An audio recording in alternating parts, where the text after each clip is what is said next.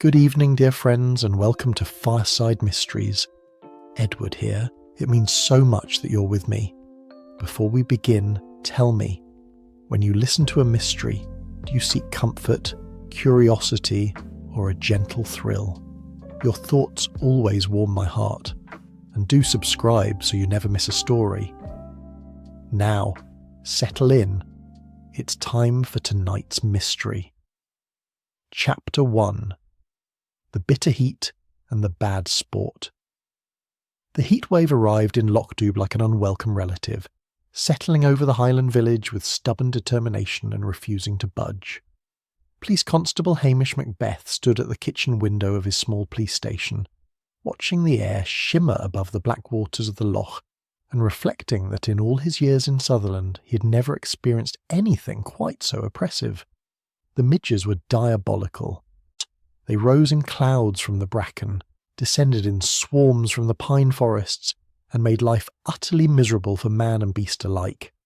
Even his dog, Lugs, a mongrel of indeterminate heritage with blue eyes and oddly pointed ears, had taken to skulking indoors, occasionally scratching at the door with a mournful whine. Sonsi, the wildcat Hamish had domesticated through patient application of fresh fish, and respect for her fierce independence, sprawled beneath the kitchen table like a small golden rug, too hot even to hiss. Hamish himself was tall and thin, with hazel eyes that could look deceptively sleepy, and flaming red hair that no amount of water could tame in this humidity. He had long ago perfected the art of appearing lazy while accomplishing a surprising amount of work, though he would have been mortified if anyone had noticed. The trick to a peaceful life in the Highlands, he had discovered, was to remain resolutely unremarkable. Outside, the village was preparing for the annual Highland Games with considerably less enthusiasm than usual. The heat had turned everyone irritable. Even the normally cheerful tourists who wandered through Lochdoub in summer had taken on a wilted, cross appearance, as they slapped ineffectually at the midges and retreated to the dubious comfort of the Tommel Castle Hotel. Hamish had been successfully avoiding his official duties by tending to his small flock of sheep, all of whom had taken shelter under the twisted hawthorn at the far end of his croft. He had checked on them twice already, though they had made it clear through reproachful stares that they would have preferred to be left alone to suffer in peace. It was while he was considering a third expedition to the sheep, armed with this time with proper midge repellent, that the telephone rang. The voice on the other end belonged to Angela Brodie, the doctor's wife, and it quavered with distress. "Oh, Hamish, you must come to the pub immediately. There is going to be murder." Hamish sighed. Angela had a tendency toward the dramatic, inherited perhaps from too many years of writing unsuccessful novels. "Has someone actually been murdered, Angela? Or are we speaking metaphorically?" "Well, not yet," she admitted.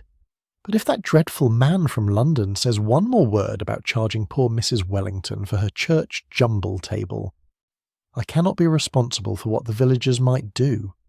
Hamish promised to investigate and replaced the receiver with a sense of foreboding that had nothing to do with the oppressive weather.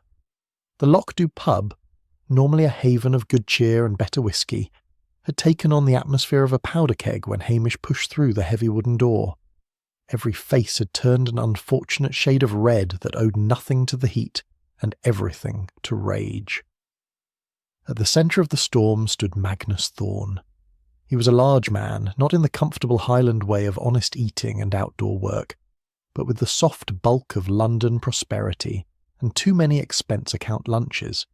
His face was florid, his voice was loud, and his manner suggested that he considered the entire population of Lochdoub to be simple peasants in need of his superior metropolitan guidance. "I don't care if you have held your wee games here for 200 years, Thorne was saying, his voice dripping with condescension. "Times change. Everything must be professional now, branded, commercialized. I have been hired to bring this event into the 21st century, and that means proper fees, proper licensing, and proper revenue streams." "Revenue streams," muttered Archie McLean, the fisherman, into his pint. "The only stream he will be seeing is the one I push him into."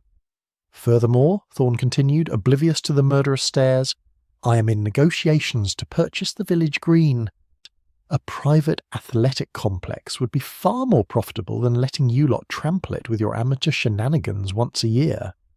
The outrage that greeted this announcement was instantaneous and vocal.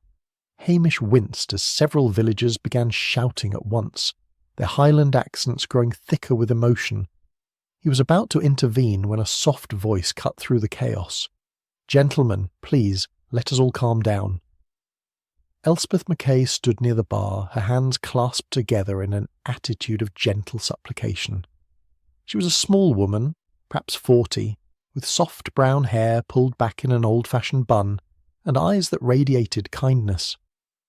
As the heritage volunteer who organised the Highland dancing competitions, she was well known in Lochdoub for her sweet nature and her skill with traditional crafts. "Mr. Thorne," she said, yes, her voice barely above a whisper, "I am certain there has been some misunderstanding. Surely you cannot mean to charge Mrs. Wellington, who only wishes to raise funds for the church roof repairs." Thorne turned to her with barely concealed impatience. "Business is business, my dear. Sentiment has no place in modern commerce." "Of course," Elspeth murmured, her cheeks flushing. "I only thought perhaps some accommodation could be reached." She moved through the pub with quiet efficiency, serving tea to the outraged locals, murmuring soothing words, and somehow managing to lower the temperature in the room by several degrees through sheer force of gentle persistence. Hamish watched her with appreciation. There was something to be said for a peacemaker in a village where tempers could run as hot as the current weather. Before he left the pub, having extracted grudging promises from the villagers not to commit any violence at least until after the games, Elspeth approached him with a basket covered by a clean tea towel. "I baked these this morning, Constable," she said, her voice soft as always. "Fresh scones with jam. I thought you might appreciate them in this dreadful heat." Hamish accepted the basket with genuine gratitude. "That is very kind of you, Miss Mackay." "Not at all," she smiled, a shy, sweet expression that transformed her plain features. "We must all look after one another, especially in trying times." As Hamish walked back to the police station, the basket of scones in hand and lugs trotting hopefully at his heels, he reflected that at least someone in Lochdoub still believed in Highland hospitality. Magnus Thorne would do well to take lessons from Elspeth Mackay. It never occurred to him that by this time tomorrow one of them would be dead. The mist rolled in from the loch that evening, thick and cold, a relief from the heat but carrying with it an ominous quality that made Hamish check the locks on his doors twice before retiring to bed. Somewhere in the darkness, a curlew called, its cry lonely and strange. Hamish fell asleep with the sound echoing in his ears and dreamed of nothing at all. Chapter 2. A Fatal Toss. The morning of the Highland Games dawned grey and sullen, the oppressive heat of the previous day replaced by a heavy mist that rolled off the black waters of Lochdoub, like something out of a Gothic novel. Hamish stood outside the police station, watching tendrils of fog weave through the village streets, and wished he had stayed in bed. The mist was the sort that soaked through clothing without appearing to be proper rain, leaving everything damp and clammy. It would make the games feel treacherous underfoot and do nothing to improve the already fractious mood of the villagers. Still, tradition was tradition, and the Highland Games would proceed regardless of weather, temperament, or visiting sports agents with delusions of grandeur. Hamish had dressed in his uniform, though he drew the line at the official peaked cap, which always made him feel like a reject from a Gilbert and Sullivan operetta. Lugs watched him prepare with mournful eyes, clearly hoping to be left behind. But Hamish had learned through bitter experience that the dog had a talent for getting into trouble when left unsupervised. "Come along," he told Lugs, who responded with a theatrical sigh that would have done credit to Sarah Bernhardt. The games field lay on the northern edge of the village, a broad expanse of grass that spent most of the year as pasture for Dougie MacLeod's Highland cattle. Today, it had been transformed with a degree of organisation that surprised Hamish, given the general Highland attitude toward advanced planning. White marquees dotted the perimeter, and stalls had been erected for local crafts and dubious refreshments, and someone had marked out lanes for the various competitions with what appeared to be agricultural lime. Already a fair crowd had gathered, though the mist made it difficult to distinguish one person from another at any distance. Tourists huddled in groups, looking disappointed that Scotland was living up to its damp reputation. Local residents moved through the fog with the confidence of long familiarity, greeting one another with the particular Highland pleasure of shared suffering. Hamish made his way toward the heavy equipment tent, where the cabers, stones and hammers were stored under the watchful eye of Donny MacLeod, who took his role as equipment guardian with solemn seriousness despite being deaf as a post. "Morning, Donny," Hamish shouted, and Donny cupped his ear. "Eh? I said good morning?" "Aye, terrible weather," Donny agreed, nodding vigorously. Satisfied that all was in order, or at least as much in order as anything ever was in Lochdoub, Hamish wandered through the growing crowd.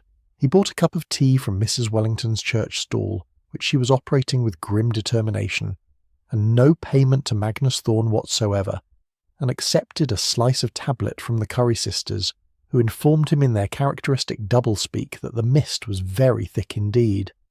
"Very thick," said Nessie. "Very thick indeed," echoed Jessie. The competitions began at 10 o'clock sharp, preceded by a slightly damp pipe band and several speeches about Highland tradition that were mercifully brief.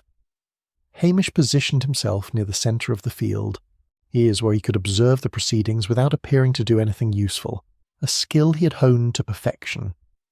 The hammer throw went off without incident, unless one counted Willie MacLeod's hammer landing dangerously close to the judges' table. The stone put attracted a reasonable crowd, and the tug-of-war devolved into the usual good-natured chaos. It was during the caber toss, that most spectacular of Highland events, that things took a decidedly unpleasant turn. Hamish had wandered toward the heavy equipment tent, drawn by an instinct he could not quite name. The mist had grown thicker, if such a thing were possible, reducing visibility to a few yards. He could hear the crowd cheering as another caber went up and over, but the sound seemed muffled and distant. It was Donny MacLeod who found the body. His shout of alarm cut through the mist with surprising volume for a man who could barely hear. Hamish ran toward the sound, his long legs covering the ground in seconds, lugs barking frantically at his heels. Magnus Thorne lay behind the equipment tent, sprawled on the damp grass in an attitude that spoke of violent and sudden death. His skull had been crushed, the damage visible even through the blood and the morning's mist. Beside his head lay an antique cast-iron shot-put stone, part of the heritage display that Elspeth Mackay had carefully arranged near the entrance to the field. Hamish knelt beside the body, his fingers finding no pulse in the thick neck. Thorne's eyes stared upward, fixed and glassy, seeing nothing. Death had come swiftly, Hamish judged, and with considerable force. The killer had known where to strike. He stood and surveyed the scene with the methodical care that he usually kept hidden beneath his lazy facade. The ground was soft from the mist, showing footprints, but so many people had tramped through this area that it would be nearly impossible to isolate any particular track. The heavy stone had been carried from its display pedestal some 30 yards away, suggesting strength and determination. Yet there had been a crowd all morning. How had the killer managed to move through them unseen, weapon in hand, without drawing attention? The answer, Hamish realised, was someone who belonged here. Someone whose presence near the equipment, near the heritage displays, would have seemed entirely natural. Someone who moved through the games field with the practised grace of familiarity. He was securing the scene with police tape he had fetched from his vehicle when Detective Chief Inspector Blair arrived from Strathbane, red-faced and already in a foul temper despite the early hour. Blair was fat, belligerent, and powered by a seemingly inexhaustible supply of whisky and malice.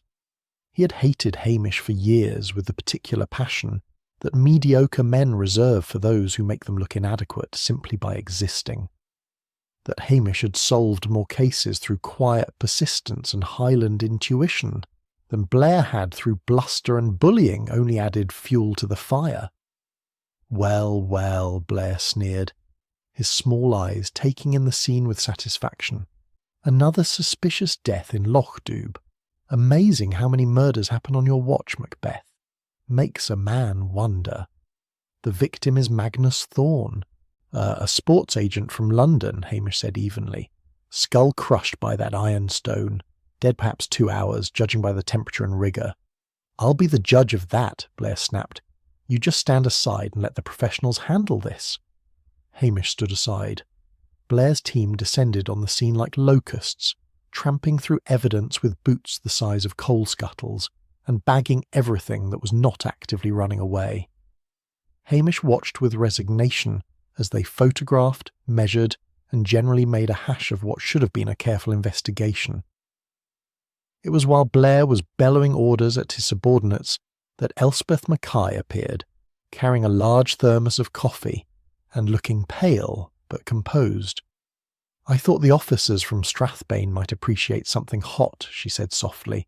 Yeah, her eyes not quite meeting Hamish's. This terrible fog is so very cold.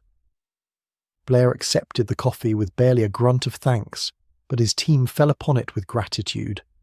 Elspeth stood quietly by, her hands clasped, radiating an air of helpful concern. Miss Mackay, Blair said, his tone slightly less aggressive in the face of hot coffee and feminine sympathy. You organise the heritage displays. Anyone suspicious hanging about? Oh dear, Elspeth murmured. I've been trying to remember. So many people came to look at the old equipment. But I do recall Mr. Thorne was very rude to several of the local residents yesterday evening. I made a list, just in case it might be helpful. She produced a folded piece of paper from her cardigan pocket and handed it to Blair with a trembling hand. Hamish caught a glimpse of neat handwriting before Blair snatched it away. Helpful indeed, Blair said, his eyes gleaming. I'll be wanting to speak to each and every one of these people. Proper investigation, that's what's needed. As Blair strutted off to terrorise the villagers, Hamish found himself standing beside Elspeth in the thinning mist. She looked up at him with wide, worried eyes. It's dreadful, isn't it? She whispered. Who could have done such a terrible thing? Hamish studied her carefully. Her distress appeared genuine, her helpful nature unchanged from the previous day. Yet something nagged at the back of his mind, some small detail that did not quite fit. Aye, he said slowly. Terrible indeed. The games were cancelled for the remainder of the day, the crowd dispersing into the mist like ghosts. Hamish walked back to the police station with lugs at his heels, his mind already working through the puzzle. Somewhere in Lochdu a killer was walking free, and Hamish had the uncomfortable feeling that they had been standing right beside him all along. Chapter 3. Sifting the Highland Gossip. By evening the mist had cleared, replaced by a sky of such crystalline clarity that Hamish could see every star in the firmament. He sat on the bench outside the police station, a mug of tea cooling in his hands, and contemplated the problem of murder in Lochdu. Blair would, as always, approach the investigation with all the subtlety of a bull in a china shop. He would harass the innocent, ignore the obvious, and eventually arrest someone based on the flimsiest of evidence, secure in the knowledge that a quick resolution looked good in the newspapers. That the arrested party might actually be guilty was purely coincidental. Hamish had no intention of allowing Blair to railroad an innocent villager simply to satisfy his own ego and ambition, which meant conducting his own investigation, quietly and without official sanction, in the way he had perfected over the years. He finished his tea, roused Lugs from his comfortable position by the door, and set off into the village. The Curry sisters lived in a neat cottage on the main street, distinguished by its obsessively tidy garden and the lace curtains that twitched at the slightest provocation. Hamish knocked at the door and was admitted into a parlour so clean it appeared never to have been used by actual human beings. Nessie and Jessie Curry were identical twins who had developed the peculiar habit of repeating each other's sentences, a quirk that Hamish had long ago learned to navigate with patience. Terrible business, said Nessie, pouring tea into china so delicate Hamish feared breathing on it too hard. Terrible business, echoed Jessie, passing him a plate of shortbread. I was hoping you might have noticed something unusual yesterday, Hamish said, accepting the shortbread with care, being such observant ladies. The twins preened slightly at the compliment. "We did see something," Nessie said, leaning forward conspiratorially. "Something unusual," Jessie added. "That terrible man from London, Mr. Thorne.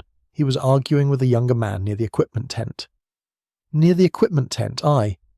What time was this?" Hamish asked, producing his notebook. "Just after the hammer throw finished," Nessie said with certainty.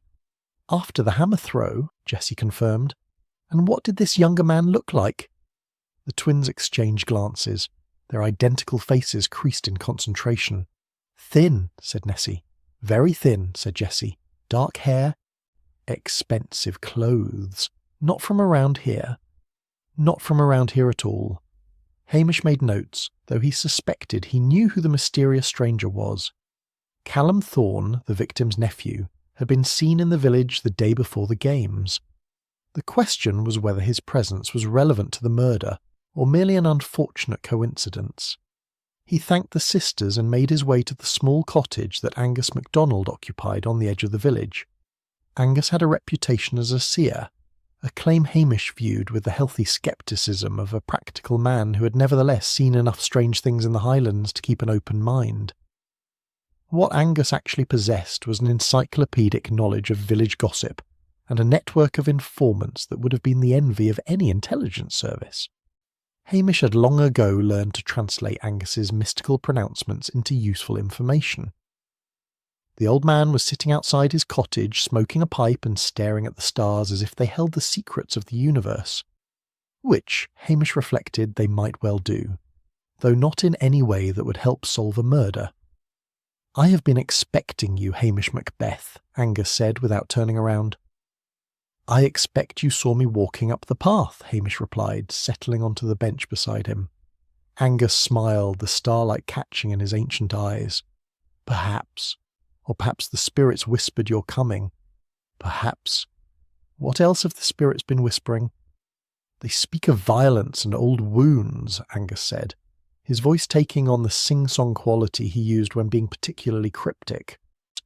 "They speak of a debt unpaid and vengeance long delayed. The killer walks among you wearing the face of kindness." "That's very poetic," Hamish said dryly, "but not particularly helpful. Did anyone see anything concrete yesterday morning?" Angus drew on his pipe, the tobacco glowing red in the darkness. "Young Morag at the post office says the dead man received a letter the day before he died. Made him very angry," she said. "He tore it up and threw it in the waste bin." Now that was useful. "Is the bin still there?" "Oh, you know Morag. She empties it every evening like clockwork. But she's a curious lass. She might have had a wee peek before it went in the fire." Hamish made a mental note to visit the post office first thing in the morning. "Anything else?" "The spirits say you should look to the heritage displays," Angus said, just resuming his mystical tone. "Old things have long memories, and the past is never as buried as we might hope." With that he lapsed into silence, puffing on his pipe and contemplating the cosmos. Hamish knew from experience that no further information would be forthcoming. His final stop of the evening was the Tommel Castle Hotel, where Detective Inspector Jimmy Anderson was staying with the rest of Blair's team. Jimmy was Blair's second in command, a decent enough copper when sober and a font of useful information when plied with quality whiskey. Hamish found him in the hotel bar, looking tired and dispirited. "Hamish," Jimmy said, brightening slightly. "Come to rescue me from Blair's tender mercies." "I come bearing gifts," Hamish said, producing a bottle of single malt from his jacket pocket. The bottle was from his personal stock, a particularly fine Islay that he reserved for special occasions and the cultivation of useful sources. Jimmy's eyes lit up. "You're a gentleman and a scholar." They took their drinks to a quiet corner, away from the other hotel guests. Jimmy poured generous measures for them both and sighed with appreciation after the first sip. "Blair's determined to arrest someone by tomorrow," Jimmy said, loosening his tie. "Doesn't matter who, as long as it makes him look good. He's got his eye on that fisherman, Archie McLean. Found boot prints near the body that match Archie's Wellingtons." "Half the men in Lochdoub wear the same size Wellingtons," Hamish pointed out. "You know that, I know that. But Blair sees a quick collar and a press conference." "What does the autopsy say?" Jimmy glanced around to ensure they were not overheard, then leaned closer. Single blow to the skull, delivered with considerable force. The angle suggests someone of average height, right-handed. Death was more or less instantaneous. Time of death between 9 and 10 in the morning, during the height of the games. So the killer struck during the busiest period, when everyone was distracted by the competitions. Aye, bold as brass. The pathologist says whoever did it knew exactly where to hit. Not random flailing, but a precise strike to the temple. Hamish sipped his whiskey, thinking, what about Thorne's background? Anything interesting? Ugh, the man was a piece of work, Jimmy said, warming to his subject and his whiskey. Sports agent as advertised, but also a bit of a wheeler dealer. We found evidence he was involved in some dodgy property deals in London. Made enemies everywhere he went. Any family? A nephew, Callum Thorne, who's been calling the hotel looking for his uncle's effects. Seems he's in a bit of financial trouble. Gambling debts, from what we can gather. Hamish filed this information away. Have you lot searched Thorne's hotel room yet? Jimmy shook his head. Blair wants to do it tomorrow. Make a big production of it for the local press. You know how he loves an audience. Which meant Hamish had tonight to have a quiet look himself, though he would need to be careful. Breaking and entering was frowned upon, even for police constables with good intentions. They finished the bottle while discussing football, fishing, and the general incompetence of senior officers who shall remain nameless. By the time Hamish left, Jimmy was pleasantly relaxed and Hamish had a clear picture of the official investigation's progress, or lack thereof. He walked back through the village under the stars, lugs trotting contentedly at his heels. The night was cold and clear, the earlier mist a distant memory. Somewhere a fox barked, and from the loch came the lonely cry of a night bird. Hamish let himself into the police station, fed lugs and Sonsi, and sat down to review his notes. The pieces were beginning to come together, but the picture they formed was still frustratingly incomplete. A killer who struck with precision during a crowded event. Boot prints that could belong to anyone. A victim with secrets and a talent for making enemies. And somewhere in the middle of it all, the helpful, gentle Elspeth Mackay, who seemed to be everywhere and nowhere at once. Hamish closed his notebook and stared at the ceiling. Tomorrow he would search Thorne's room. Tomorrow he would speak to Morag about the mysterious letter. Tomorrow he would begin to unravel the threads that would lead him to a murderer.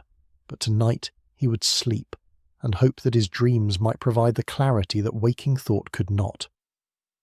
Outside, the stars wheeled overhead in their ancient patterns, indifferent to murder and justice and the small concerns of mortal men. Chapter 4. The Extortionist Ledger. Hamish woke at dawn to find Sonsi sitting on his chest, staring at him with unblinking golden eyes that suggested breakfast was overdue. He fed the cat and dog, made himself a pot of strong tea, and contemplated the day's criminal activities. Breaking into a hotel room was not something he undertook lightly, but necessity and justice occasionally required a flexible interpretation of the law.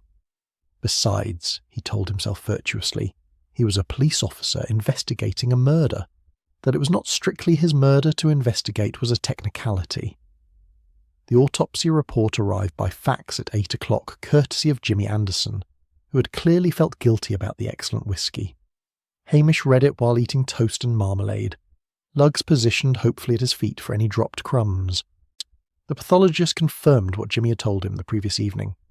Death had resulted from a single powerful blow to the left temple, delivered with the antique iron shot-put stone. The angle and force suggested someone of average height, probably right-handed, with sufficient strength to lift and swing the heavy implement. Time of death was narrowed to between 9:15 and 9:45 in the morning. What interested Hamish most was a small detail near the end of the report. Fibres had been found on Thorne's jacket, caught in the fabric where the killer had presumably steadied the body. The fibres were wool, hand-spun in the traditional Highland manner, and dyed with what appeared to be natural plant materials. Hamish set down his toast and thought about this. Hand-spun wool was not uncommon in Lochdoub, where several of the older residents still practiced traditional crafts, but it was hardly standard attire for a games day crowd. He made a note to inquire about it later. First, however, there was the matter of Thorne's hotel room. The Tommel Castle Hotel was run by Colonel Halberton Smythe and his wife, who tolerated Hamish with the weary resignation of people who had learned that resistance was futile. The colonel was away on a fishing expedition, which simplified matters considerably. Hamish arrived at the hotel at 9 o'clock, when Blair and his team were occupied with terrorising Archie McLean at the police station in Strathbane. He found the chambermaid, a cheerful girl named Bessie, tidying the downstairs sitting room. "Morning, Bessie," he said, with his most charming smile. "I wonder if you might help me with a wee problem." Bessie blushed. She'd been half in love with Hamish since he had rescued her cat from a tree the previous summer, a feat that had required more patience than bravery, but which she remembered with touching gratitude. "Of course, Mr. Macbeth. Anything. I need to have a quick look in the late Mr. Thorne's room. Official police business, you understand, but I'd rather not make a fuss about it." Bessie's eyes widened with excitement. "Oh, aye. Room 12, top of the stairs. I've got the master key." She led him up the creaking staircase with the air of someone embarking on a grand adventure. The room was large and well appointed, with views over the loch that would have been spectacular if Thorne had lived to enjoy them. "I'll just be outside if you need anything," Bessie whispered, as if they were engaged in a spy thriller rather than a routine investigation. Hamish began his search methodically. The wardrobe revealed expensive suits and shirts, all bearing London labels. The bathroom contained toiletries of the sort advertised in glossy magazines, nothing particularly illuminating. It was the small safe hidden behind a ghastly painting of Highland cattle that proved interesting. Hamish had learned to pick locks during a particularly educational week with a reformed burglar in Glasgow, and the safe yielded after only a few minutes of concentrated effort. Inside was a leather-bound ledger. Hamish carried it to the window where the light was better and began to read. What he found made his blood run cold. Magnus Thorne had not simply been a sports agent with commercial ambitions. He had been a predator of the most calculated sort, using his access to financial records and property deeds to uncover secrets and leverage them into profit. The ledger detailed his activities in Lochdu with chilling precision. He had discovered that Archie McLean's harbour stall operated without proper licensing. He had found records of Dr. Brodie's medical error from 15 years ago, a misdiagnosis that had resulted in a patient's prolonged suffering, though not, thankfully, death. He had even unearthed evidence of historical unlicensed distilling operations that several village families would prefer to keep buried. But it was the final entry that made Hamish pause. EM, Village Green Property, research continuing, significant leverage potential. Family secrets worth exploiting. EM could be anyone, but Hamish's mind immediately went to Elspeth Mackay. He photographed the relevant pages with his mobile phone, returned the ledger to the safe, and let himself out of the room. Bessie was waiting in the corridor, practically vibrating with curiosity. "Did you find anything exciting?" she asked. "Just routine paperwork," Hamish said, though his mind was racing. "You've been very helpful, Bessie, but perhaps we should keep this between ourselves. No need to mention it to anyone." "Oh, I won't say a word," she promised, delighted to be part of a conspiracy. Hamish returned to the police station to find a message from Jimmy. Blair's interrogation of Archie had yielded nothing useful, but forensics had confirmed that the boot prints near the body matched a common style of Wellington sold throughout the Highlands. In other words, they were useless as evidence. More interesting was the second part of the message. The Strathbane team had found additional boot prints, larger and deeper, suggesting someone heavy had also been near the scene. They were analysing them now. Hamish sat at his desk and stared at the photograph of the ledger entry on his phone. The pieces were beginning to form a pattern, but it was not yet clear enough to see the full picture. A knock at the door interrupted his thoughts. Elspeth Mackay stood on the threshold, carrying another basket. "I hope I'm not disturbing you, Constable," she said softly. "I brought some lunch." "I thought you might be too busy to eat properly." Hamish accepted the basket with genuine appreciation, though a small voice in the back of his mind had begun to whisper warnings. "That's very kind, Miss Mackay." "Not at all." She stepped inside, her eyes taking in the sparse office with its battered desk and ancient filing cabinets. "Have you made any progress? Everyone in the village is terribly worried." "These things take time," Hamish said carefully, "but we're following several leads." "I've been thinking," Elspeth said, settling into the chair across from his desk without invitation, "about Mr. Thorne. Such a dreadful man, really, but murder is still murder. I wonder if perhaps it was someone from outside the village, a games crasher perhaps. See, someone who wanted his expensive watch or wallet." It was the second time she had suggested this theory, Hamish noted. The first had been at the crime scene, when she had mentioned the watch to DCI Blair. "That's certainly a possibility," he said, watching her carefully. "I do hope you find whoever did it soon," she continued, her hands folded primly in her lap. "It's terrible to think of a murderer walking among us. One never knows who to trust." After she left, Hamish opened the basket to find sandwiches, fruit, and a slice of cake, all beautifully arranged. He ate mechanically, his mind elsewhere. Elspeth Mackay was helpful. Too helpful, perhaps. She had appeared at the crime scene with coffee and a list of suspects. She had brought him scones and lunch. She kept suggesting theories that pointed away from the village and toward convenient strangers who did not exist, and her initials matched the final entry in Thorne's ledger. Hamish finished his lunch and set out to visit Morag at the post office. The young woman greeted him with her usual cheerful nosiness, barely waiting for him to ask before launching into her story. "Oh, aye, Mr. Thorne got a letter the day before the games. Hand-delivered it was, not posted. He opened it right there at the counter and his face went pure red. Tore it up in a fury and threw it in the bin." "And did you happen to see what it said?" Hamish asked, knowing full well that Morag had looked. She had the grace to blush. "Well, I might have had a wee peek before I emptied the bin. It was only a few words, written in very neat handwriting. It said, 'The past always comes due. Leave Loch-Dubh now or face the consequences.'" Hamish felt a chill run down his spine. "You wouldn't happen to remember anything else about the handwriting?" "Very old-fashioned," Morag said thoughtfully. "Like something from a copybook. Beautiful lettering, really. The sort they don't teach anymore." Back at the police station, Hamish added this information to his growing file. A threatening letter, a ledger full of blackmail material, and a killer who struck with precision during a crowded event. The pattern was becoming clearer, and at the centre of it stood Elspeth Mackay, helpful and sweet, and entirely too present at every turn of the investigation. Hamish sat back in his chair and contemplated the problem of proving what he increasingly suspected to be true. Outside, the afternoon light slanted golden across the loch, and somewhere in the village a killer went about their daily business, secure in the knowledge that kindness was the perfect disguise. Chapter 5. Expanding the Suspect Pool. The following morning brought news that Hamish had been half expecting and wholly dreading. DCI Blair, with the theatrical flourish that characterised all his worst decisions, had arrested Archie McLean for the murder of Magnus Thorne.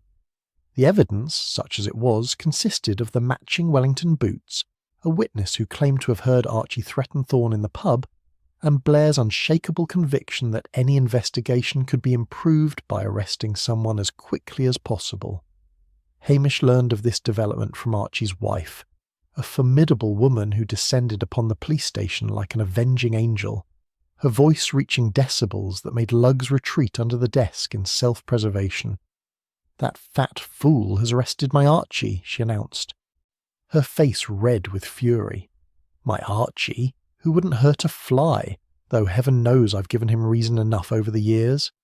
"I'm sure it's just a misunderstanding, Mrs. McLean," Hamish said soothingly, though he knew perfectly well it was no such thing. "Misunderstanding? The man's an idiot. Everyone knows Archie was hiding in the pub cellar during the games, trying to avoid me after I caught him spending the grocery money on whiskey." This was interesting. The pub cellar? For how long? "From 9 o'clock onwards. Ask Willie at the bar. He'll tell you. Archie was down there sulking like a scolded child, which is exactly what he is." After she had swept out in a cloud of righteous indignation, Hamish sat down to reconsider his suspect list. If Archie had an alibi, then Blair's arrest was even more ridiculous than usual, which was saying something. The problem was that Thorne had made enemies with the efficiency of a man who considered antagonism a personal calling. The blackmail ledger had revealed 3 names with clear motives, and Hamish needed to investigate each one properly before his suspicions about Elspeth could be considered anything more than intuition. His first visit was to Dr. Brodie, whom he found in his surgery tending to Mrs. Wellington's persistent cough. The doctor was a slight man in his 60s, with the weary air of someone who had spent too many years dealing with the largely imaginary ailments of the Highland population. "Hamish," Dr. Brodie said, once Mrs. Wellington had departed with her prescription and her opinions on modern policing. "I suppose you've come about Thorne?" "I have. I understand he was blackmailing you over a medical matter." The doctor's face aged 10 years in an instant. "How did you find out?" "His ledger. He kept detailed records." Dr. Brodie sank into his chair, suddenly looking every one of his 63 years. "It was 15 years ago. A misdiagnosis. The patient suffered for months before I realised my error. She recovered fully, thank God, but the guilt has haunted me ever since. Thorne threatened to report me to the medical board, ruin my reputation, destroy everything I'd built here." "Where were you during the games, between 9 and 10? "Playing cards with Reverend Wellington. We meet every Saturday morning without fail. The Reverend will confirm it, though he beats me with depressing regularity." Hamish made a note. The Reverend was many things, but he was not a liar. If he said Brodie was with him, then Brodie was with him. His next stop was the Loch-Dubh Arms, where Willie confirmed that Archie had indeed been hiding in the cellar, emerging only when the news of the murder had spread through the village. The fisherman's alibi was solid, which left Callum Thorne, the mysterious nephew from Edinburgh. Hamish tracked him down at the Tommel Castle Hotel, where he was arguing with the reception desk about his late uncle's belongings. Callum was thin to the point of gauntness, with dark hair and the nervous energy of a man with debts he could not pay. "Mr. Thorne, I'm PC Macbeth. I wonder if I might have a word." Callum's eyes darted toward the door, the instinctive reaction of someone accustomed to avoiding creditors. "About what?" "Your uncle's death. I understand you were in Loch-Dubh the day before the games." "So what? I came to see him. We're family." "And what did you discuss?" Callum's jaw tightened. "That's private." "This is a murder investigation, Mr. Thorne. Nothing is private." The young man deflated like a punctured balloon. "He owed me money. My inheritance from my grandmother. He'd been managing the trust and I needed it. Gambling debts, if you must know. But he refused to release the funds, said I was irresponsible." "That must have made you angry." "Of course it made me angry. But I didn't kill him.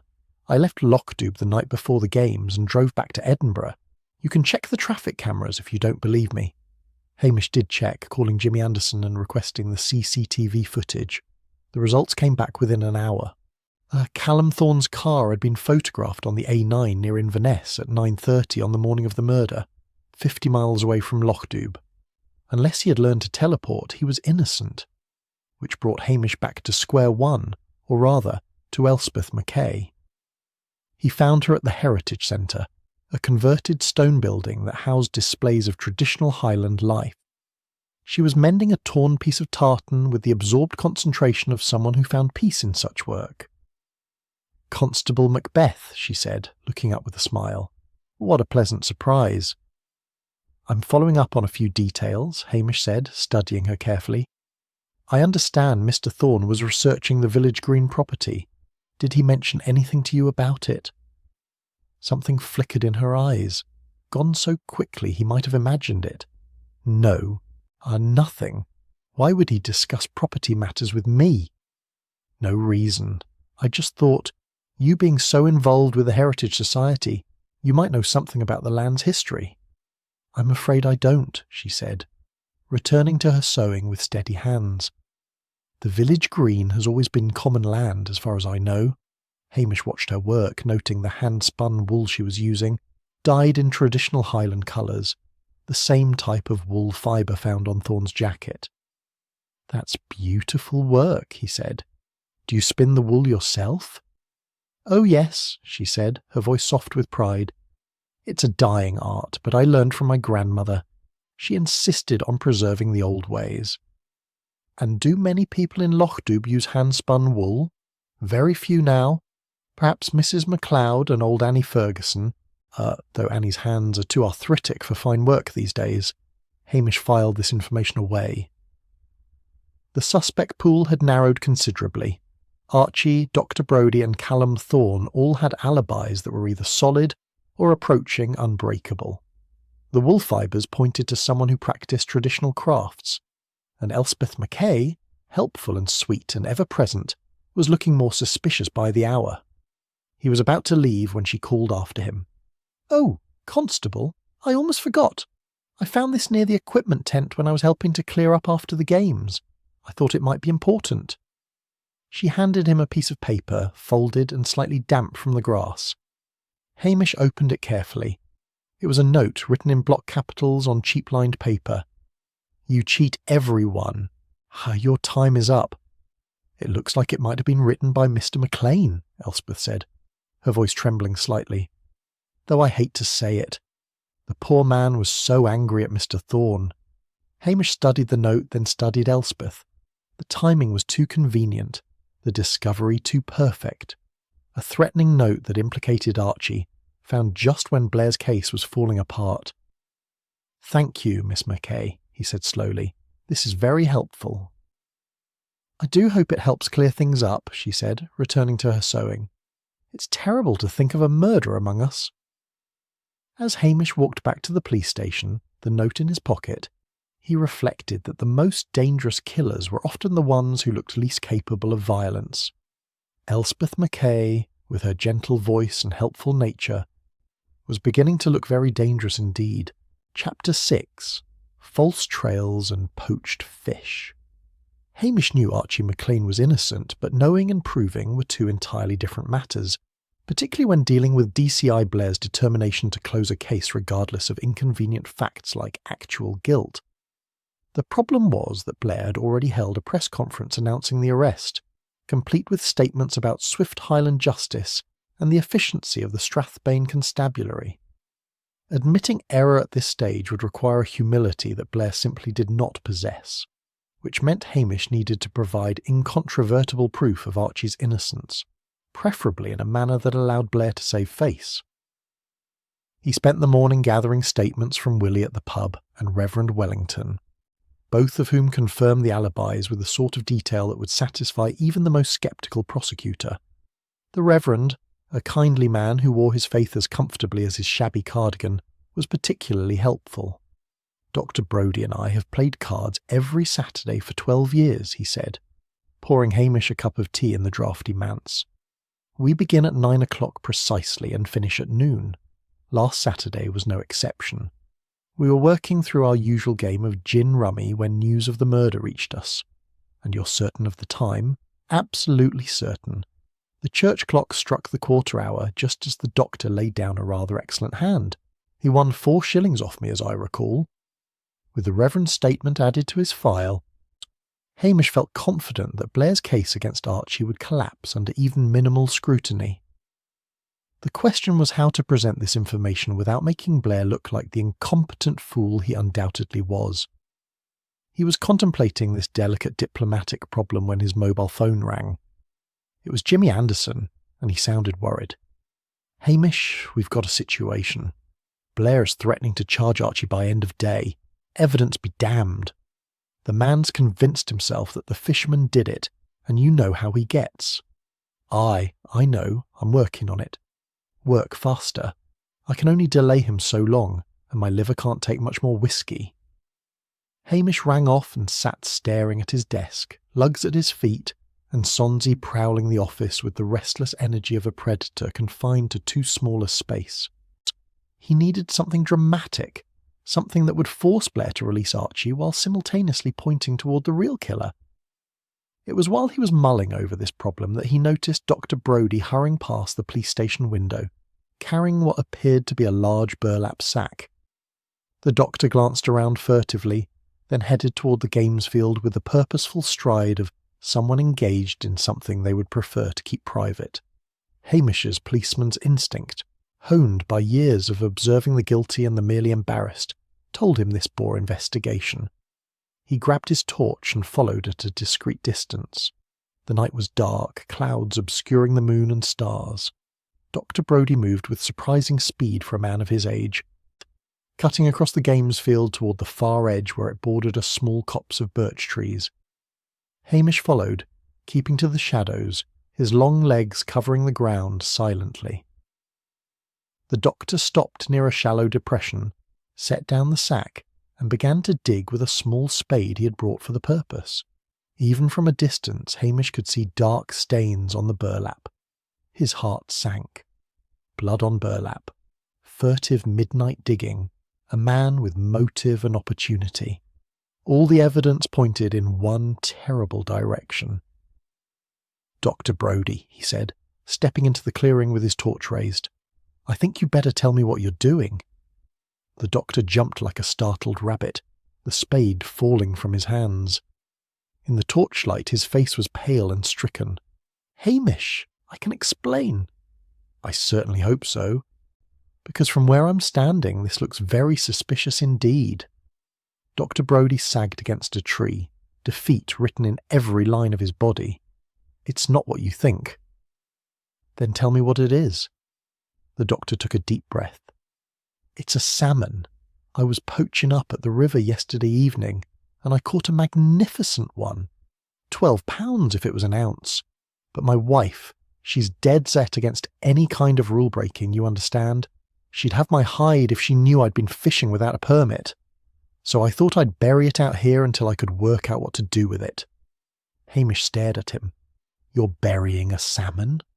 I know it sounds ridiculous, but you don't know my wife when she's in a temper. The woman could give lessons to the Spanish Inquisition. Show me." Dr. Brodie opened the sack with trembling hands. Inside was indeed a magnificent salmon, its scales gleaming silver in the torchlight, quite dead and quite illegal. Hamish felt relief wash over him, followed quickly by exasperation. "You nearly gave me a heart attack. I thought you were burying evidence of murder." "Good God, no, just evidence of minor fisheries violations." They stood in the darkness, the absurdity of the situation settling over them. Here was Hamish, investigating a murder, having followed a suspect through the night only to discover him engaging in the ancient Highland tradition of illegal salmon fishing. "You should charge me," Dr. Brodie said quietly. "It's what the law requires." Hamish considered this. The law was clear on the subject of poaching, but so was Highland tradition, which held that the salmon in the rivers belonged to everyone, not just those wealthy enough to afford fishing permits, and Dr. Brodie was a good man who had served the community faithfully for decades. "I think," Hamish said slowly, "that my eyesight must be failing. I don't see any salmon here. Just a man taking a constitutional walk on a fine evening." Dr. Brodie looked up, hope dawning in his eyes. "You're certain?" "Aye. But in future, if you're going to poach, for heaven's sake don't do it with blood dripping from a sack. You looked guilty as sin." "Thank you, Hamish. I won't forget this. Just make sure your wife doesn't find out. I'd hate to have to investigate your murder next." They parted ways, Dr. Brodie heading home with his illicit salmon and Hamish returning to the police station with his thoughts in turmoil. He had wasted an evening chasing a false lead when he should have been building his case against Elspeth, but perhaps not entirely wasted. The incident had reminded him of an important truth. In the Highlands, people kept secrets for all sorts of reasons, and not all of them involved murder. What mattered was understanding which secrets were worth protecting, and which needed to be exposed. Back at the station, he made himself a cup of tea and reviewed his notes. Archie had an alibi. Dr. Brodie had an alibi. Callum Thorne had been 50 miles away. The threatening note Elspeth had found was too convenient by half, and the hand-spun wool fibres on Thorne's jacket matched the wool Elspeth used in her traditional crafts. The pieces were falling into place, but Hamish needed more. He needed to understand why Elspeth had killed Magnus Thorne, what secret she was protecting, and how it all connected to the village green and the cryptic entry in Thorne's ledger. He picked up his phone and dialed Jimmy Anderson. "I need you to do me a favour," he said when Jimmy answered. "Pull the property records for the village green. I want to know who owned it before it became common land, and I want to know if there were any disputes over the ownership." "That could take days," Jimmy protested. "Then you'd better start now. And Jimmy, don't mention this to Blair." "My lips are sealed. Though at this rate you're going to owe me a distillery," Hamish smiled. "I'll throw in a smoked salmon as well. You've been poaching again, haven't you? Not personally, but I know a man who has." He rang off and sat back in his chair. He was staring at the ceiling. Somewhere in the history of the village green lay the answer to why Elspeth Mackay had committed murder, and Hamish intended to find it before Blair's incompetence resulted in an innocent man going to prison. Outside, the clouds parted to reveal a sliver of moon, its pale light reflecting off the dark waters of the loch. Hamish watched it for a moment, then turned back to his notes. The hunt was on, and the prey was closer than she knew. Chapter 7, Ironclad Alibis. Jimmy Anderson arrived at the police station 3 days later, looking haggard and clutching a folder of documents that appeared to have been rescued from some forgotten archive. He collapsed into the chair opposite Hamish's desk with the air of a man who had wrestled with bureaucracy and barely survived. "The things I do for you," he groaned, accepting the dram of whiskey Hamish poured him. "Do you have any idea how many dusty basements I've crawled through? My suit will never recover." "I appreciate it, Jimmy. What did you find?" Jimmy opened the folder and spread several yellow documents across the desk. The village green has an interesting history. It was originally part of a larger estate owned by the Mackay family, going back to the 1700s. In 1972, the last of the Mackays sold the land to pay debts, and it was purchased by a developer named Thorne. Hamish sat up straighter. "Thorne?" "Aye. Magnus Thorne's father, as it happens. He bought it at well below market value, some kind of shady deal that forced the sale. The Mackays claimed fraud, but they couldn't prove it in court. The father divided up the estate and sold most of it for profit, but donated the green to the village as common land. Probably for tax reasons, knowing developers. And what happened to the Mackay family?" Jimmy's expression grew sombre. "The father, Robert Mackay, took his own life 6 months after losing the land. The mother died a few years later. There was a daughter, but she disappeared from the records. Probably married and changed her name." Hamish felt the pieces clicking into place with the inevitability of a lock turning. "Do you have the daughter's name?" "Elspeth. Elspeth Mackay." The silence that followed was broken only by the ticking of the office clock and Sonzi's purr from her position on the filing cabinet. "Tell me you're joking," Jimmy said, reading Hamish's expression. "I wish I were. The sweet lady who's been bringing me scones and helping with the investigation is the daughter of the man Magnus Thorne's father destroyed. Dear God, that's motive with a capital M." Hamish poured them both another whiskey. "Now I need to prove it, and I need to do it before Blair realises he's arrested the wrong man and does something even more stupid to cover his mistake. Too late for that. He's already convinced himself that Archie's alibi is fabricated, claims everyone in Loch-Dubh is lying to protect one of their own. Which is true in a way, just not about Archie. Over the next 2 days, Hamish worked methodically to eliminate any remaining doubt about the other suspects. He interviewed Willie at the pub again, who swore on his mother's grave that Archie had been in the cellar from 9 o'clock until nearly 11, emerging only when the commotion about the murder had drawn everyone's attention. "The man was hiding from his wife," Willie said, shaking his head. "He does it every few weeks when she's in one of her moods. I keep a camp bed down there for him. He's practically got a second home in my cellar."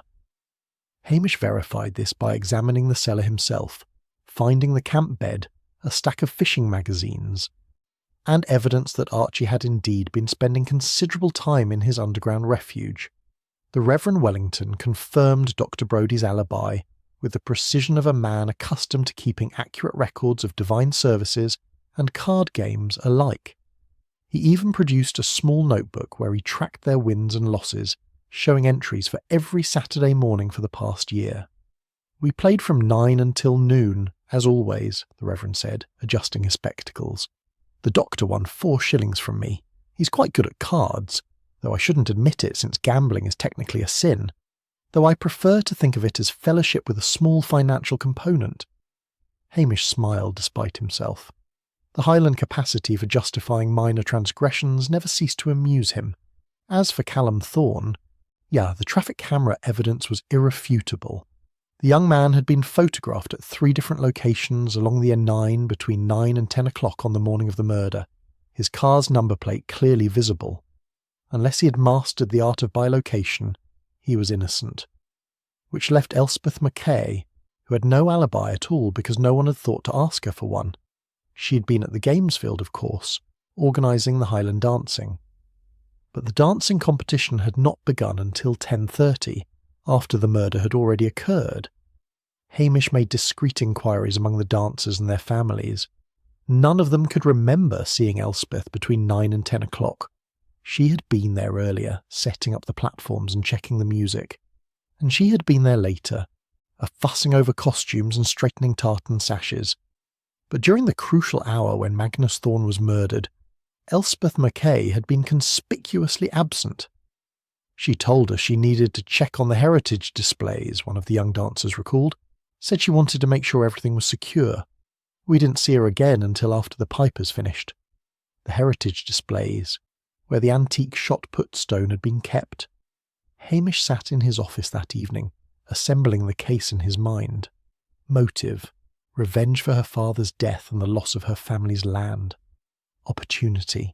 She had been alone near the equipment tent during the time of the murder. Means she knew where the heavy iron stone was displayed, and she was strong enough from years of traditional Highland work to wield it effectively. The wool fibres on Thorne's jacket matched the hand-spun wool she used in her crafts. The threatening note she had conveniently found was too perfectly timed, and the ledger entry about the village green and family secrets pointed directly at her. But there was still something missing. Hamish needed to understand the final piece of the puzzle. Why had Thorne been researching the village green? What secret had he discovered that was worth killing to protect? He was pondering this when his mobile phone rang. It was Angus MacDonald, the old seer, his voice crackling with age and mystery. "You're close now, Hamish Macbeth," Angus said without preamble. "The spirits tell me you've found the path, but there's more to uncover yet." "Any chance the spirits could be more specific?" Hamish asked dryly. "Look to what was buried," Angus said. Not the body, but what came before. Old sins cast long shadows, and some treasures are worth more than gold." The line went dead before Hamish could ask for clarification, leaving him staring at his phone in frustration. Angus's cryptic pronouncements were occasionally useful, but more often they were simply cryptic. Still, the old man had a point. Something had been buried, literally or figuratively, and Thorne had been close to uncovering it. The ledger had mentioned significant leverage potential. What could be worth killing for after all these years? Hamish made a decision. Tomorrow he would confront Elspeth directly, not with accusations but with questions. He would dig into the history of the village green and the Mackay family tragedy, and he would find the truth, no matter where it led. But tonight he fed lugs and sonsie, made himself a simple dinner of soup and bread, and tried not to think about the fact that he was hunting a murderer who had brought him scones and smiled with such gentle sweetness. The hardest part of being a policeman in a small Highland village, Hamish reflected, was that eventually you had to arrest people you knew, people who were part of the community, who had lives and histories and reasons for the terrible things they did. Justice demanded it. But that did not make it any easier. Outside, a storm was building over the mountains, dark clouds gathering like an omen. Hamish watched them through the window and hoped that when the truth finally came out, it would bring some measure of peace to everyone involved. Though he suspected it would only bring more sorrow. Chapter 8. The Dancer's Floor. Morning arrived with the promised storm, rain lashing against the windows of the police station, with the determination of water that had travelled a long way across the Atlantic to make landfall in Sutherland. Hamish stood at the window with his first cup of tea, watching the loch turn grey and choppy, and prepared himself for what needed to be done. He had spent half the night reviewing every interaction he had had with Elspeth Mackay, looking for the cracks in her facade. They were there, he realised now. Small inconsistencies that he had overlooked in the face of her helpful demeanour and gentle manner. The first had been at the crime scene, when she had appeared with coffee and that suspiciously comprehensive list of villagers Thorn had antagonised. She had been shaken, certainly, but not surprised. And she had been very quick to point Blair toward other suspects. The second had been the scones she brought him, a kindness that now felt calculated. Keep the local policeman sweet, distract him with baked goods and sympathy, while steering the investigation away from herself. And then there was the threatening note, discovered at such a convenient moment. Hamish retrieved the timeline Elspeth had provided to Blair on the day of the murder, a detailed account of the morning's events that she had written out in her neat, old-fashioned handwriting. He spread it on his desk and read it carefully, looking for the flaw he knew must be there. She'd noted the start time of each competition, the weather conditions, even the songs the pipe band had played. But there, in the middle of the page, was a curious detail. 9:30, Highland Reel. The dashing white sergeant played during Stoneput competition. Hamish picked up the phone and called Mrs. Wellington, who had been in charge of coordinating the pipe band schedule. The dashing white sergeant, she repeated when he asked. No, dear, we cancelled that one. The pipe major felt it was too cheerful for a Stoneput. We played the Flowers of the Forest instead. I'm quite certain of it. Hamish thanked her and hung up, his pulse quickening. Elspeth, as the Heritage volunteer and dance organiser, would have known about the schedule change. Everyone involved in organising the games had been informed, yet she had listed a tune that had not been played at a time when she claimed to have been observing the competitions, because she had not been there. She had been killing Magnus Thorn. He turned his attention to the threatening note she had brought him, the one supposedly written by Archie MacLean. The block capitals were crude, clearly designed to disguise the writer's hand, but Hamish had spent enough time examining documents to notice small details that others might miss. The paper was cheap-lined notebook paper, the sort sold in every shop in Scotland, but the ink was unusual, a slightly faded blue that suggested an old-fashioned fountain pen rather than a ballpoint, and when he held it up to the light, he could see the faint impression of other writing that had been on the page above it in the notebook. The impression was upside down and barely visible, but Hamish could make out fragments. Highland dance, costume repair, notes about the very activities Elspeth was responsible for organising. He bagged the note carefully, then turned to the final piece of evidence, the one that had been nagging at him since the autopsy report, the wool fibres. Hamish drove through the rain to the Heritage Centre, where he found the door unlocked as always. Elspeth believed in making the village's history accessible to everyone, which meant the centre operated on an honour system that would have horrified anyone concerned with security. He let himself in, shaking the rain from his jacket. The interior smelled of old wool, beeswax and the faint spice of dried heather. Display cases showed artefacts from Lochdoob's past, ancient farming implements, Victorian photographs, traditional dress. And there, in a corner dedicated to textile crafts, was Elspeth's workspace. It was tidy, everything in its place. Yes, but Hamish was not looking for disorder. He was looking for tartan ribbon, the vintage kind used to trim traditional dance costumes. He found it in a basket beside her spinning wheel, along with cards of hand-spun wool in various natural dyes. Using his phone, he photographed the materials, then searched more carefully. In a drawer beneath the workspace, he found scraps of fabric, offcuts from costume repairs. And there, among them, was a small piece of tartan ribbon identical to the scrap that had been found near Thorn's body, caught on a rough edge of the equipment tent. The forensics report had mentioned it only in passing, dismissing it as likely debris from the games. But Hamish knew better now. It was evidence of Elspeth's presence at the murder scene, a tiny thread that would help weave the rope that would hang her. He photographed it in place, then carefully bagged it as evidence. The final step was the hardest. He needed to understand Elspeth's true identity, her connection to the Mackay family, and what Thorne had discovered that had sealed his fate.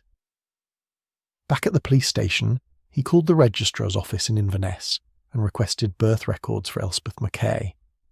What he learned confirmed his suspicions and added a layer of tragedy that made his chest tighten. Elspeth Ann Mackay, born 1970, daughter of Robert and Catherine Mackay of Lochdubh.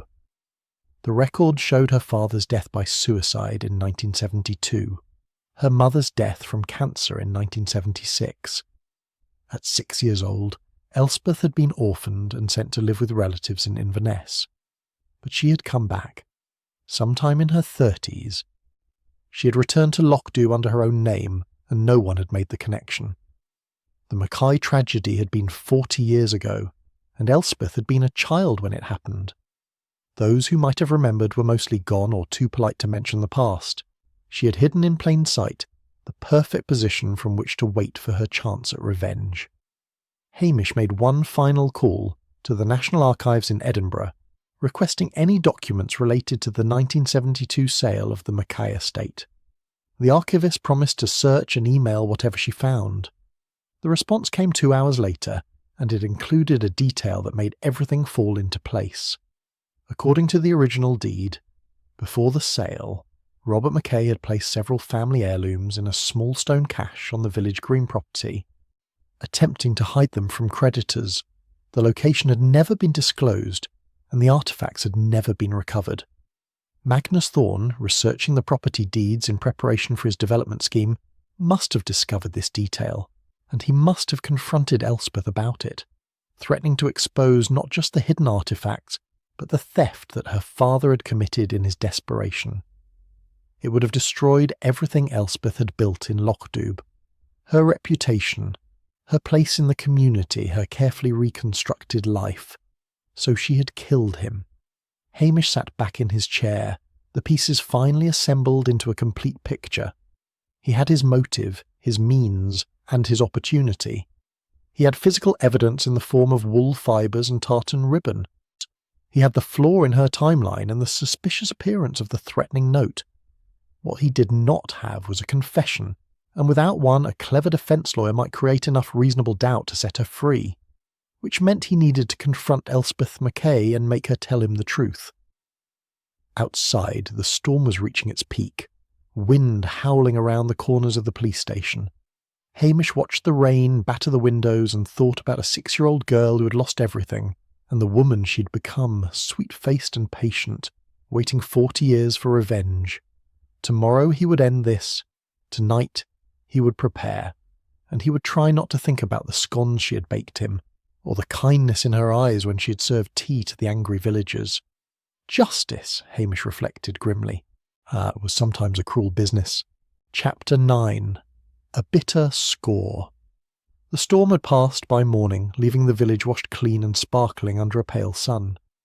Hamish dressed in his uniform with unusual care, as if the formality of proper attire might make what he had to do slightly more bearable. It did not. He found Elspeth at the Heritage Centre arranging a new display of old photographs. She looked up when he entered, her smile warm and welcoming, and something in Hamish's chest tightened painfully. "Constable Macbeth," she said. "What a lovely surprise. I've just made tea." "Thank you, but no." Hamish closed the door behind him and stood with his back to it. "I need to talk to you, Miss Mackay, about Magnus Thorne's murder." Something flickered across her face, too quick to name. "Of course. Anything I can do to help." "You can start by telling me the truth about who you are." The colour drained from her cheeks, but her voice remained steady. "I don't know what you mean." "Elspeth Ann Mackay," Hamish said quietly, "daughter of Robert Mackay, who owned the village green before Magnus Thorne's father stole it from him through a fraudulent property deal in 1972. She stood very still, a Victorian photograph clutched in her hands. When she spoke, her voice had changed, the soft sweetness replaced by something harder and more true. "So you've worked it out?" I wondered if you would. You're cleverer than you pretend to be, Hamish Macbeth. Why did you come back to Lockdoob? Elspeth set down the photograph with careful precision and moved to the window, gazing out at the village green. I never really left. Not in my heart. They sent me away after my mother died to relatives in Inverness who had no use for a grieving child. I grew up dreaming of this place, of the home that was stolen from us. So you returned. 15 years ago. I thought perhaps I could find peace here, reclaim some connection to my parents, and for a while it worked. I built a life, became part of the community. No one remembered the little Mackay girl. Why would they? It was ancient history. Until Magnus Thorne arrived, her hands clenched on the windowsill. Until that man arrived, with his plans to buy the green and build his athletic complex. Do you know what that land meant to my family? It had been ours for 200 years, and his father took it through lies and manipulation. I drove my father to despair and death. So you killed him for revenge? No. She turned to face him, her eyes bright with unshed tears. I killed him because he found out about the artifacts. Hamish felt the final piece click into place. The family heirlooms your father hid on the green before the creditors could seize them. My father's desperate attempt to save something from the ruin. He buried them in a small stone cache, planning to retrieve them once the worst had passed. But there was no after. He died, and the secret died with him, except he had written it down in a letter to my mother, a letter she kept until her own death, a letter I found among her belongings. And you've been looking for them all these years, Elspeth laughed, a bitter sound. Looking? I found them 20 years ago. I dug them up on a moonless night and reburied them in my garden. They're mine, all that's left of my family's legacy. A silver tea service, my great-grandmother's jewellery, a painting of our ancestral home. Nothing of enormous value, but priceless to me. Then how did Thorne know about them? He was thorough, I'll give him that. He found the original correspondence between my father and his creditors while researching the property. There was a reference to hidden valuables, enough to make him curious. He confronted me, demanded to know where they were, said if I didn't tell him and agree to support his development scheme, he'd report my father as a thief and me as an accomplice to concealing stolen property. Were they legally stolen? My father put them aside before the bankruptcy proceedings were complete. Technically, they should have been part of the estate sale, but they were family heirlooms passed down through generations. They belonged to us, not to some creditor in Edinburgh who wouldn't have cared about their history. Hamish moved closer, keeping his voice gentle. So you killed him to protect your secret. I killed him because he was going to take the last thing I had left, her voice broke. He was going to expose my father as a thief, destroy the one thing I'd built here in Lockdoob. He laughed at me, Hamish. Laughed and said my father was a failure and a coward, and I was pathetic for clinging to worthless junk. Tell me what happened that morning. Elspeth sank into a chair, her composure finally cracking. I asked him to meet me near the equipment tent. Said I'd show him where the artifacts were buried if he promised to leave Lockdoob afterward.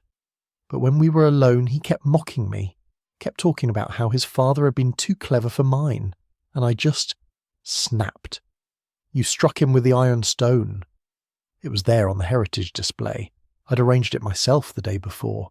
I picked it up and I hit him. Just once. He fell so quickly. She looked down at her hands as if seeing blood on them. I didn't plan it, not really. Or perhaps I'd been planning it for 40 years without realising. And afterward? I went back to the dancing platform as if nothing had happened. Fixed costumes, smiled at the children, made myself useful. It was surprisingly easy. Everyone expects me to be helpful, to fade into the background. I'm just Elspeth. I'm sweet and harmless. Hamish studied her. This woman who had worn kindness like armour while hiding such rage beneath. The threatening note you brought me, that was insurance. In case you got too close to the truth, point you toward Archie or one of the others Thorne had antagonised. I knew Blair would jump at any easy answer. She met his eyes. You're going to arrest me. I am. I'm not sorry, you know. Magnus Thorne was a monster, just like his father. The world is better without him. That's not for you to decide. No. She stood, smoothing her skirt with automatic dignity. I suppose it isn't. Will you let me lock up the centre first? I'd hate for the displays to be left vulnerable. Hamish nodded, watching as she moved through the room, turning off lights and checking windows with the same careful attention to detail she brought to everything. It was unbearably sad, this murderer who still cared about preserving the village's heritage. When she'd finished, she turned to him with a composure that was almost regal. I'm ready. Elspeth Mackay, Hamish said formally, I'm arresting you for the murder of Magnus Thorne. You do not have to say anything, but it may harm your defence if you do not mention when questioned something which you later rely on in court. She held out her wrists for the handcuffs, her face calm. Thank you for being kind about it, Hamish. You're a good man. Too good for this sort of work, really. As he led her out of the Heritage Centre and toward his police Land Rover, Hamish thought about justice and revenge, about the long shadow of old crimes, and about how the gentlest faces could hide the darkest secrets. DC Arxis Blair would get his headline arrest, though not the one he had expected, and Hamish, as always, would be left to pick up the pieces and comfort the village in the aftermath. It was, he reflected, a miserable business all around. But it was the truth, and in the end that was all that mattered. Chapter 10. The Lazy Constable's Justice. Hamish had dealt with killers before, but he had never quite mastered the art of feeling triumphant about it. He sat in his office 3 days after Elspeth's arrest, drinking tea that had gone cold and watching lugs chase imaginary rabbits in his sleep, and felt nothing but a profound weariness. The village had reacted with predictable shock. The Curry sisters had fainted in stereo. Mrs. Wellington had declared it a judgment on modern values. Archie McLean, released from custody with profuse apologies that Blair had managed to deliver, while implying none of it was his fault, had retreated to his fishing boat and refused to speak to anyone. Only Angus MacDonald had seemed unsurprised, nodding sagely and muttering about spirits and vengeance and the inevitable nature of justice.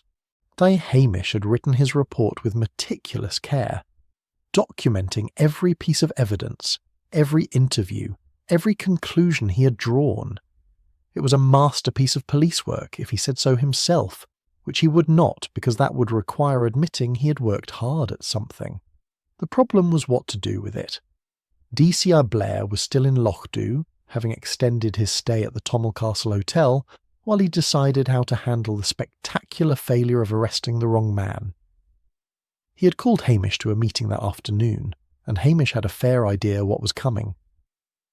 The meeting took place in the hotel dining room, where Blair sat like a malevolent toad, his face red from lunch and his temper worse. Jimmy Anderson sat beside him, looking sympathetic and slightly hungover. Well, Macbeth, Blair began without preamble, I suppose you think you're very clever. Not particularly, sir. Don't give me that false modesty. You've solved the case while I was pursuing the obvious suspect. Made me look like a fool. Hamish said nothing, which was often the safest response when dealing with Blair. The problem, Blair continued, his small eyes narrowing, is that I've already held a press conference about McLean. I can't very well announce I arrested the wrong man without looking incompetent. That would be unfortunate, sir. So here's what's going to happen. You're going to give me all your evidence on Elspeth Mackay, all of it, and I'm going to present it to the Procurator Fiscal, as if I'd been investigating her all along. I see. You'll get a mention in the report as providing local assistance. But the credit for solving this case goes to the Strathbane CID. Understood? Hamish pretended to consider this, though he had already made his decision days ago. And what about my evidence that was obtained through slightly irregular means? The hotel room search, for instance. Blair waved a hand dismissively. We'll say I authorised it. Verbal authorisation, nothing in writing. That's the beauty of interdepartmental cooperation. And the evidence I planted where your officers would find it. Blair's eyes gleamed. You what? Elspeth's knitting bag, Hamish said innocently. The one with the tartan ribbon that matches the scrap found at the crime scene, and the copy of Thorne's ledger I photographed and printed. I may have accidentally left them somewhere your forensics team would be certain to look during their search of the Heritage Centre. Jimmy Anderson choked on his coffee, trying unsuccessfully to hide a smile. You manipulative bastard, Blair said, though there was grudging respect in his voice. You set it up so I'd find the evidence and take the credit. I merely ensured that justice would be served efficiently, sir. The fact that it makes you look brilliant is purely coincidental. Blair stared at him for a long moment, then laughed, a wheezing sound like a rusty gate. Fine. You want to play it that way? Fine. I'll take the glory, and you'll stay right here in your wee village, too lazy and incompetent for promotion. Everyone's happy. Exactly what I was hoping for. Sir? After Blair had lumbered off to terrorise the hotel staff, Jimmy lingered behind. You're a devious man, Hamish Macbeth, he said, refilling his coffee cup. You solved the entire case, gathered all the evidence and arranged it so Blair gets the credit while you avoid promotion. That takes real talent. I just want to stay in Lockdoob, Hamish said simply. Blair wants glory and advancement. Seems a fair trade. What'll happen to Elspeth? Hamish sighed. She's confessed to everything. Manslaughter, probably, given the circumstances. She'll serve time, but not as much as if it were premeditated murder. The court will hear about Thorne's blackmail, her father's suicide, the whole sorry history. They might even be sympathetic. And the artefacts? Still buried in her garden, as far as I know. Legally, they probably belong to the original creditor's estate, but that was 40 years ago. I expect they'll stay where they are. Some things are better left buried. Jimmy nodded thoughtfully. You did good work, Hamish, even if no one will ever know it was you. That's the way I like it. After Jimmy had left, Hamish walked back to the police station through the afternoon sunshine.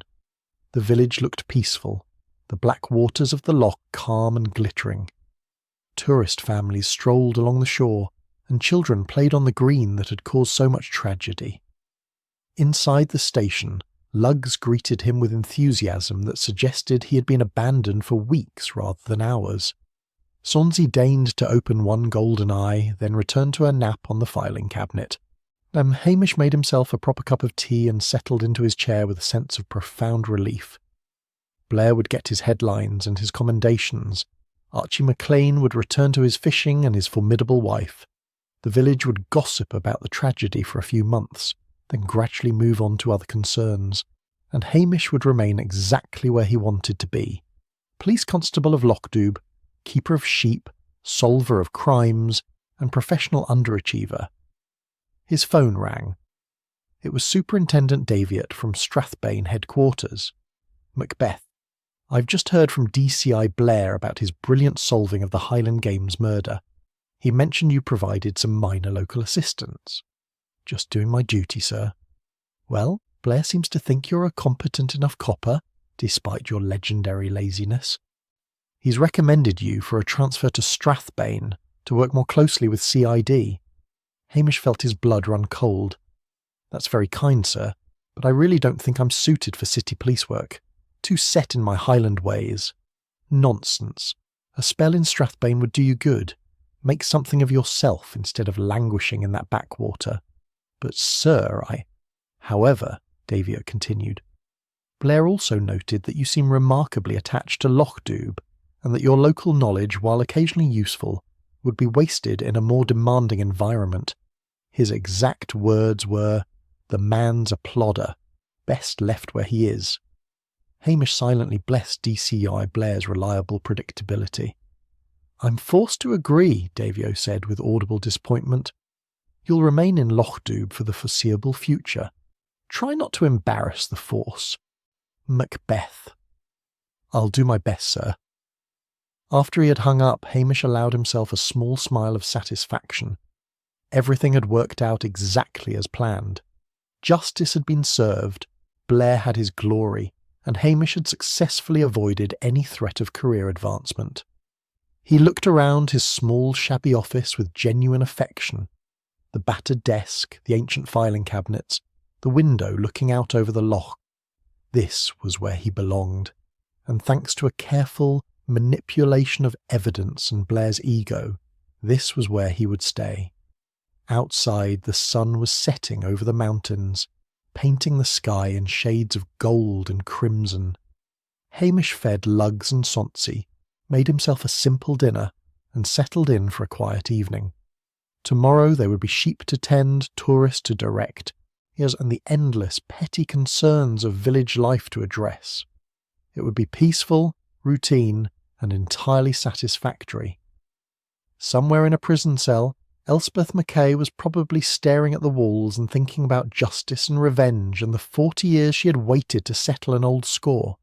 Hamish hoped she found some measure of peace, though he doubted it. Some wounds, he reflected, were too deep to heal. Some debts could never truly be paid. And some secrets, once buried, should have stayed that way. But that was the nature of his job, uncovering truths that people would rather keep hidden. And if he did it quietly, without fuss or recognition, while managing to avoid any unwanted promotions in the process, well, that was just the Highland way. Hamish finished his tea, shared a piece of shortbread with lugs, and watched the stars come out over Loch Dubh. All was right with his world,